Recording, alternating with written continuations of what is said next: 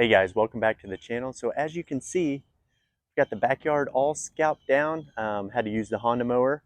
Went down to the lowest setting, got it all bagged, pushed off to the side, cleaned up, and we are ready to roll into the end of summer, fall season with the ryegrass overseed. Nope, not this year. Let me explain why.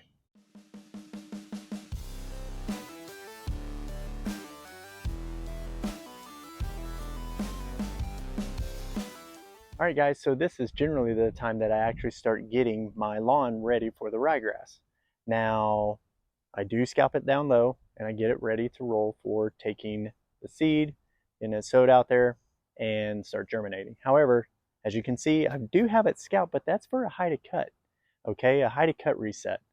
And what I'm actually going to be doing this year is seeing how long this Bermuda lawn can go into the late fall, maybe even early winter seasons, because that's one thing I've never done. I've never seen how long this Bermuda lawn can stay green, stay active, and basically give us a nice backyard until it goes dormant. So that's what we're doing here. Now, for those of you that are new to the channel, I'm located in the northern side of the DFW area here in Texas. So if you're familiar, we do have quite hot summers, not a lot of rain, especially this year. So I feel like regardless, if you're going to do ryegrass or a Bermuda lawn, you know, one thing that I want to try to get information on is which one would actually be more beneficial. Because regardless of your season, July and August, whenever we're setting record temperatures for consecutive days over 100, no measurable rainfall, you're going to have a hard time keeping a nice lawn. At least I do. Kind of depends on how much you're allowed to put water on your lawn. So anyway, those 2 months kind of can be question mark for how well your season's going to be.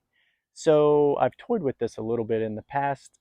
If it's better to have a longer ryegrass season, so cut your Bermuda lawn season short, get your ryegrass down, and then let it go all the way up until summer until ultimately it burns off. So you never spray it off. Or is it better to extend your Bermuda lawn as long as you can? So for me, just kind of kept it as manageable as I could throughout those summer months until we can limp it into the fall season. And resetting the high to cut, got a nice application of fertilizer down. I'll put a little bit of herbicide down, treatment, got a little bit of nut sedge, and then, you know, a few weeds here and there that it will take care of. And just let this thing coast off into the winter time. But I want to see how long it can actually go. Another thing that you should also consider whenever you're doing a ryegrass overseed, one thing that I've noticed is your lawn equipment never really gets a break. So in the winter months, whenever you can be doing a little bit of maintenance to the mowers and such, you're actively using it. So those mowers can't be down if you're doing a winter ryegrass overseed of your warm season turf. So that's something to really consider. And I kind of noticed that with my equipment, that it really, I have to work on it a lot quicker and get it back up to speed a lot faster because I need it, as opposed to just taking my time and doing everything correctly. Another thing to consider is your length of day. So for those of you that work 9 to 5, wintertime, you come home and it's already dark, especially when the time changes.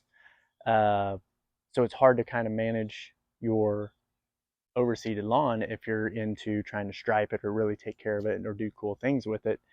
You may get off work and come home and having to tie a Maglite flashlight to your mower and go from there. So those are just kind of two things to consider if you're really doing that for the first time as far as the overseed goes. So if you're interested in seeing how well this does, consider subscribing and we'll see how long we can take this lawn into the fall winter seasons. Thank you all so much for watching. We'll see you next time.